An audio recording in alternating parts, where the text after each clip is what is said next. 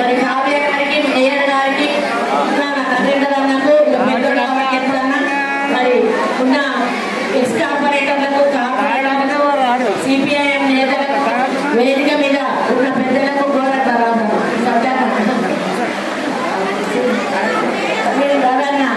ఇక మనందరికీ కూడా పేరు పేరున హృదయపూర్వక నమస్కారాలు. ముందు కూర్చున్న నా అక్క చెల్లెళ్లకు, నా కుల బాంధవులకు కూడా పేరు పేరున నమస్కారాలు తెలియజేస్తా ఉన్నాను.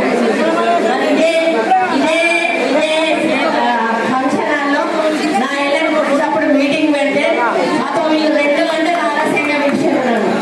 2 గంటలు ఆలస్యంగా పిలిచిన నా కోపం వచ్చి వాళ్ళు పిలిచినా పిలవకపోయినా మన ప్రోగ్రాం పార్టీ వచ్చేసి ముందటి 3 వర్షాలు కూడా నిండలేదు.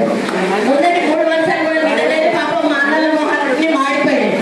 ఏంటన్నా అంటే ఎక్కడ సొసైటీలో అక్కడ బీఆర్ఎస్ వాళ్ళు అడ్డం పడి మీరు కానీ మీకు పోతే మరి మీ పనిచేస్తారు, మీకు వచ్చే మీ పథకాలు రావు, మరి మీకు అవి రావు, ఇవి రావు, మీ మీద పెడతామని బెదిరిస్తా ఉన్నారు అని చెప్పి వాళ్ళు చెప్పిండ్రు.